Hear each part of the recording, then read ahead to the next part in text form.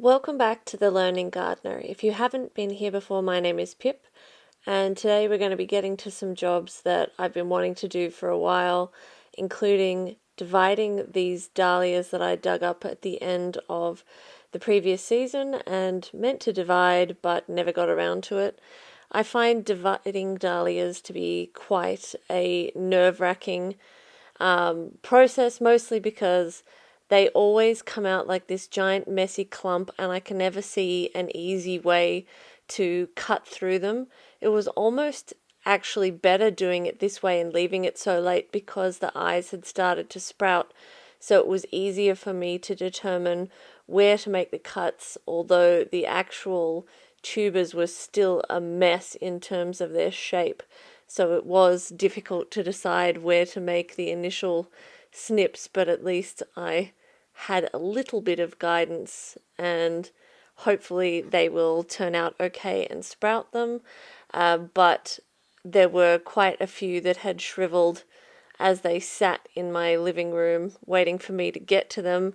But the plan is to actually cut them today and get them in the ground and get the whole cut flower garden area planted up. I had previously planted a whole bunch of dahlias along the side fence where my cut flower raised garden beds are, but they had rotted in the first rains that we had because we are riverside and the ground holds quite a bit of water, and dahlia tubers do not like to sit in soil that turned into a soupy mixture.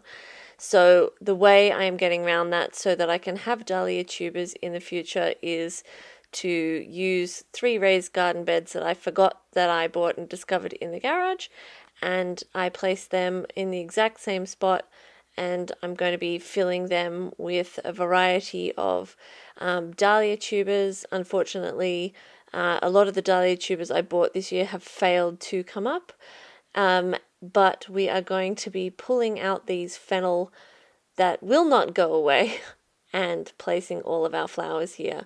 I planted some fennel here over winter, and I harvested them not that long ago, and I tried to cut them off really deeply because I've had fennel come back from the root, and this time I tried to cut them even deeper, like right down into the taproot, and they've come back again, and they're still making a comeback even now where I stopped just short of pulling the whole thing out. I generally try to leave some root or base of the plant intact so that it can compost in place and give the worms something to work on.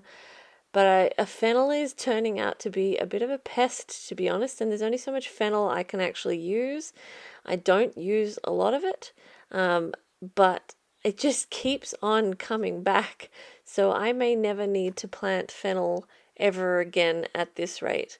I use these little barriers to actually hold the dahlias up and stop them from flopping over, and they were previously used to stop bush turkeys from getting in my garden in Sydney, and I've just kind of kept them ever since then. But for now it is actually kind of perfect for dividing these narrow birdies raised garden beds so that I can have the dahlias at the back and plant something else in the front to jam as much as I possibly can into these raised garden beds so that I can have a mini cut flower garden alongside the vegetable gardens. And then in winter I use these for growing cool season crops because this area is one of the few areas in the garden that actually gets a good amount of sunlight in winter.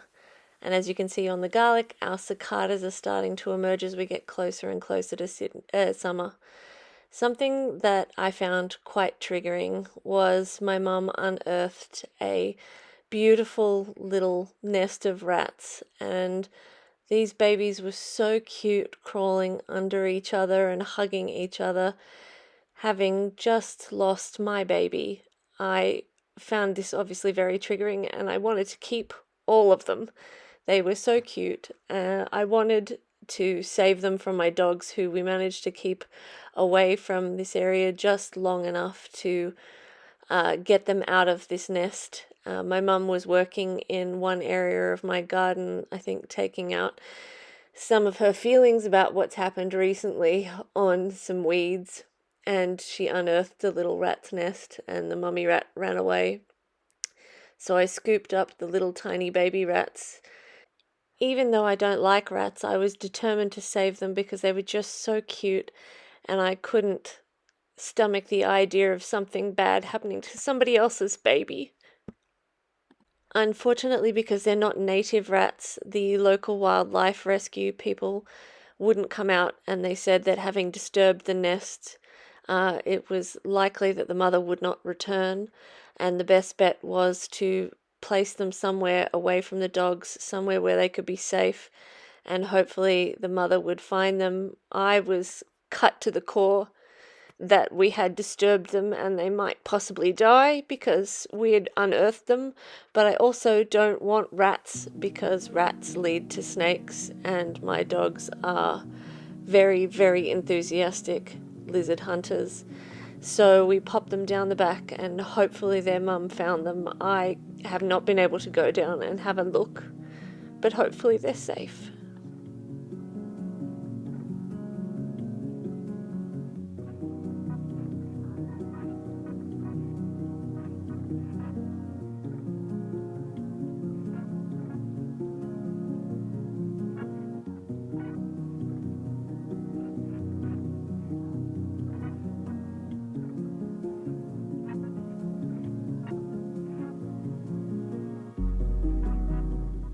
Looking back at these videos as I record this, I can see how much my brain is still not working and how rattled I was by the baby rats. I could have easily moved this fencing and made things physically easier for myself, which would have been a good idea, especially given I'm only 2 weeks out from a C-section as I filmed this video.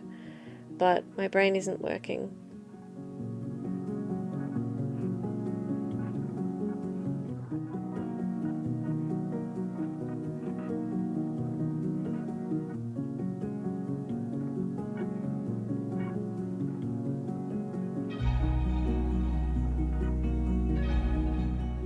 As I've said multiple times, it's been a weird season for planting seeds and getting them to grow and thrive. Most of my luck has been with flower seedlings, and even then, it's still been a strange season. So in these garden beds, I planted a mix of things ranging from scabiosa to zinnias to straw flowers and celosia, and even some true English lavender, and hopefully as many of them will take as possible. I was pushing against time to try and get these seedlings into the ground. We had one more cool day ahead when I planted them, and then we were expecting multiple 35-degree days, which is I think 95 Fahrenheit, and I wanted to try and give these plants as long as humanly possible to settle into the soil and get established to prevent transplant shock in the heat. But after the incident with the rats, I was a little bit slow moving and it took me a little while to get going again. But overall, I was happy with how many plants we managed to get in, and because they were so little and because I was half expecting transplant shock, both because the plants were so tiny and because the weather is really significantly heating up, I jammed as many as I physically could. They might be overcrowded and overplanted, but with the depth of soil in these beds, they should be fine. And if not, oh well. I think the dahlias, if they emerge, will dwarf everything anyway.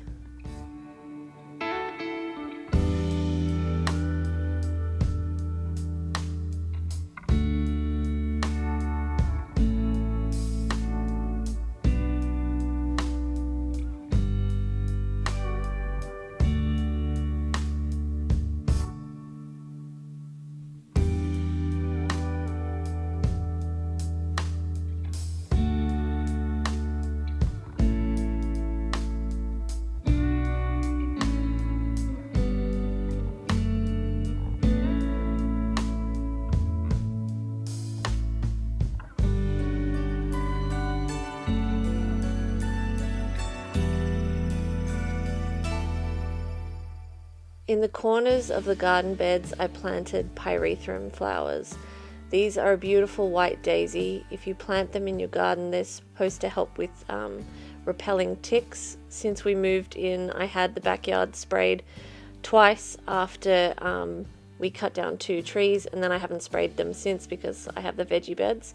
And thankfully we've had no ticks, but my best friend's house is 3 doors down, and we get ticks just standing on her driveway.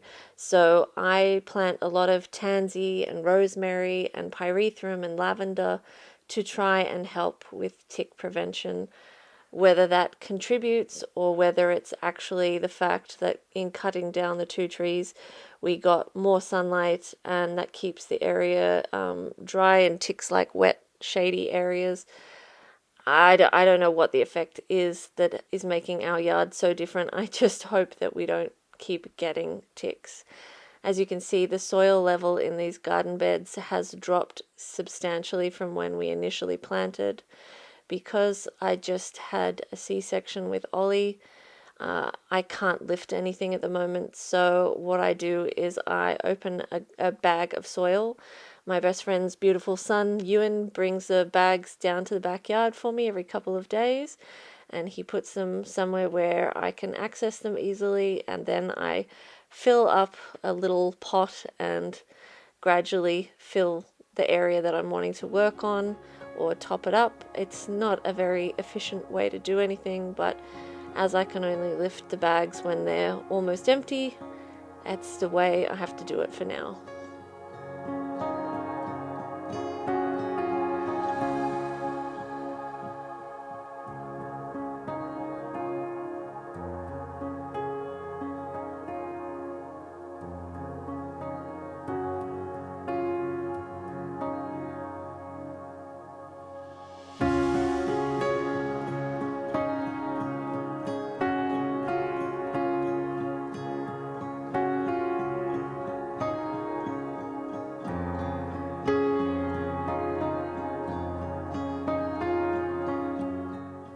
I've tried to grow pyrethrum by seeds repeatedly and they just have not come up this year at all. Whether they were essentially store-bought seeds or whether they were seeds harvested from my existing pyrethrum plants, they just don't want to germinate. So anytime I see pyrethrum at the nursery, I do pick them up. I am hoping to try and make my own pyrethrum spray at some point, and we'll try it out at my best friend's house and see if it makes any difference with the ticks. But for now, we just got to get these teeny weeny seedlings in and hope that they become something and this area fills in. I was thinking what makes sense to plant in between the archways when on the left side of the screen where Rafa is, I've got pumpkins that are theoretically going to grow up and over the archway, and on the right we've got cucumbers and zucchinis.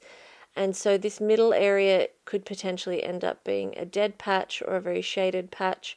So what I decided to put in the middle here was sunflowers, both because they're strong enough to kind of hold up themselves and because the archway will provide some structural support for them against the wind, but also because they can sort of stretch up above the growing pumpkins and still continue to reach sunlight.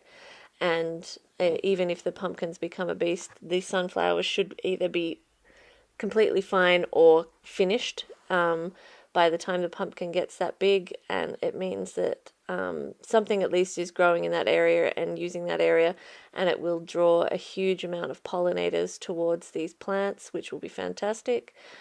Sunflowers apparently also help draw toxins out of the soil, so I like to kind of periodically move sunflowers around the garden beds to suck out any toxins that might be in the soil from store-bought bags of soil or from just previous use of chemicals in the garden or in my neighbour's garden.